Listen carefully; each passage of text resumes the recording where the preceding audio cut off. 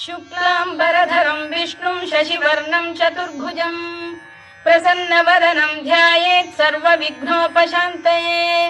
व्यासं वसिष्ठनप्तारं शक्तेः पौत्रमकल्मषम् पराशरात्मजं वन्दे शुकतातं तपोनिधिम्।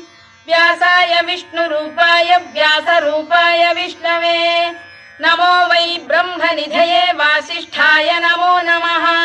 अविकाराय शुद्धाय नित्याय परमात्मने सदैकरूपरूपाय विष्णवे सर्वजिष्णवे यस्य स्मरणमात्रेण जन्म संसारबन्धनात् विमुच्यते। नमस्तस्मै विष्णवे प्रभविष्णवे।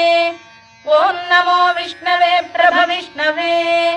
श्रीवैशम्पायन उवाच